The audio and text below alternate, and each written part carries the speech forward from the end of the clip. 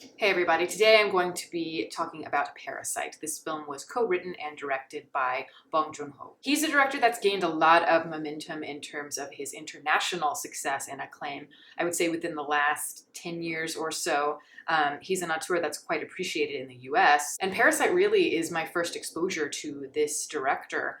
I went in knowing almost nothing about the movie, and I think that that is the best way to experience it. If you haven't seen the film, I actually recommend that you stop watching this review, go watch it, and then come back and see what I have to say, because I just think that you're going to get a lot more out of it. I think the strength of this film is how it surprises you. When it surprises you, it's never really jarring in the traditional sense. You know, it's not kind of jolting you back and forth, your emotions. Everything feels very seamless in terms of the transitions. It feels like it's more kind of sliding and curving its way around this plot rather than taking really kind of angular corners. It's very meticulous, very controlled. You never know where it's going to go tonally or in terms of the plot, and that is quite refreshing. I often talk about movies like this. It's a common theme in the movies that we see.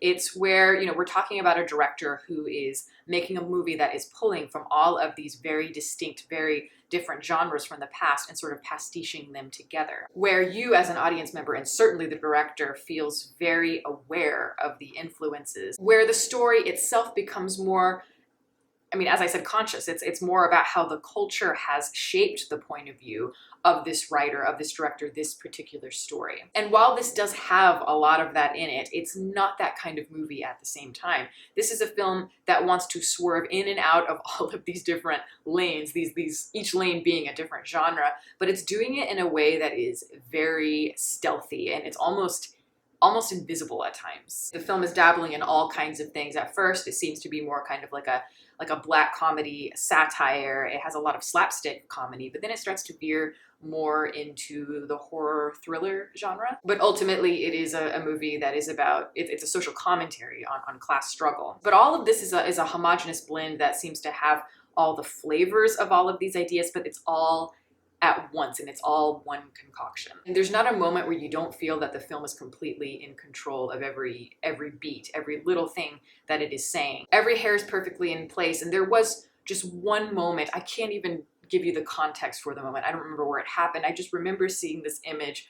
It was very quick, but you could see kind of an image of Alfred Hitchcock and I think some other people that might have influenced him. And that's like the one time where it really feels conscious, as if to say, yes, I am pulling from all of these different influencers, these different auteurs and their genres, but it is so brief. It's so quick you miss it. And of course, I'm going to pay attention to that, especially being who I am. I'm going to notice all of the different ways that the story is being constructed. But overall, I found it to be much more palatable for me and something more interesting because the effect of it was so subtle and so sophisticated. It's a very slow boil in terms of how it escalates to the climax. And I think having all of that beneath the surface, having all of these genres and the ideas behind it be almost invisible, it really makes the film more layered. It gives it a lot more complexity, more dimension, because it allows us to explore everything so much more keenly. We're aware of all of these different facets in terms of the emotions on the human spectrum. And we're seeing it through all of these genres, which they sort of define the world. They define what the world is about in all kinds of different ways, all kinds of different points of view. And it's exploring what life is about and how we experience it. When the film began, I saw this, of course, more as slapstick comedy, because there's a lot more humor in it than I was expecting. And it is, so it's like a black comedy about class struggle and how it has shifted in the modern age. It is very, very satirical, talking about, even in just the first scene, how they're just living for that Wi-Fi signal that they're trying to get from other neighbors because they don't have any. Where, the idea of pressing send on a text message that could be really bad for you it seems like to these people, it's almost like a nuclear bomb going off. It's almost the same thing. Pressing send can change your whole life. How the DIY culture is changing everything, breaking the walls down on how things can be done and who does things. We have the ability now to be able to take different jobs just by Googling how to do them.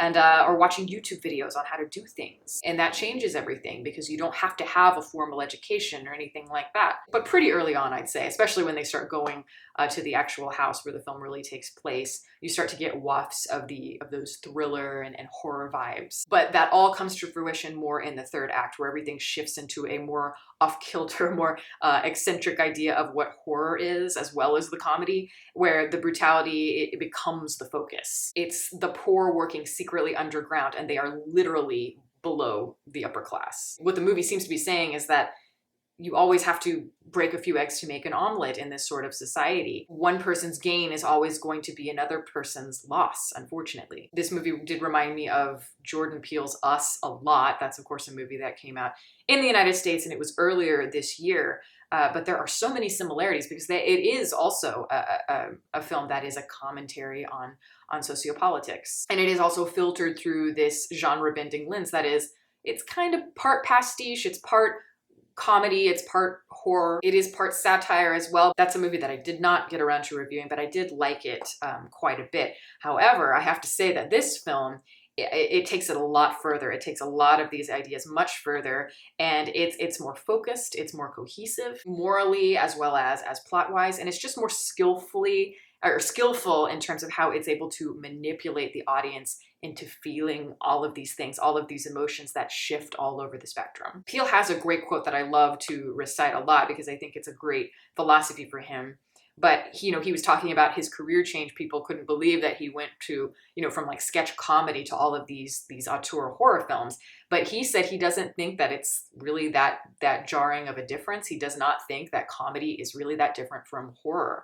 The line between them is actually very thin. And I think that Parasite also embodies that idea. And I think that somebody like Jordan Peele would really appreciate something like Parasite. It's the idea of how sometimes life and its ideas are just too complex to be contained within one genre. Life, even when it is very tragic, is also at the same time full of a lot of awkward things and funny things. It's all kinds of different genres that constantly run into one another. I actually think that this movie, Parasite, could more so be compared to a movie like Takashi Miike's The Audition, or I should say Audition, I'm sorry, I always say which I feel like if you haven't seen that movie and you are interested, don't watch any more of this review because I feel like I've already given you too much information just with that sentence. Don't even look at the cover of the movie. If you can, get somebody to press play for you before you watch it, because the less you know, the better. It is very similar to this film. And it is also one of my favorite movies of all time. But for those of you who have seen it, I'm sure you know what I mean. How it subtly builds from something that's very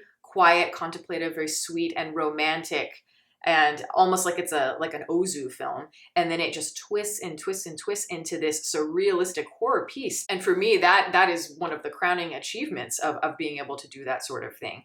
But I admire that film, and I admire Parasite as well. I would say, though, that something like Audition is more elevated, more sophisticated for me. There were a few times in Parasite where I thought that there were some kind of iffy lines. But when I say all of that, I am very much nitpicking. Another reason I think that the movie does have that emotional weight, because it is a very tragic film, is because all of the characters are so nuanced and so dimensional. You don't see the upper class characters as villains necessarily, and you don't see the poor culprits as the villains either. Of course, the Kim family is the one that we follow, and we're going on their journey from beginning to end. But we do also root for the upper class family, and I think part of that is the performance by the actress who plays the rich mother. I liked a lot of the performances in this movie, but hers in particular I really liked. With a character like her, she does need to be that emotional center. She requires the ability to embody that innocence and that gullibility and just that natural comedic ignorance that rich people tend to have. There is something kind of endearing about it, and you're sort of drawn to it because she's just like anybody else. She's just living her life, and she's doing what she believes is best for her family. And in the same way, the Kim family is doing what is best for them. Of course, the stakes are much higher for them, but it's the same sort of thing. But by the time you get to the third act of the movie, I think each of the main players could be seen at some points as very sympathetic and at other times as villains. How the plot develops and how those character motivations develop is, to me, the overall strength and what I said does give it that emotional arc. Because as I said, this is a technical achievement, but also one that really does resonate with you emotionally. And I think overall this movie is a total knockout. I think I advise everyone to see it if you can, because it's worth every minute of your time. And that's my review. Thank you all for listening. All of my social media information is below. You can watch more videos here, and you can subscribe if you'd like to. Catch you next time.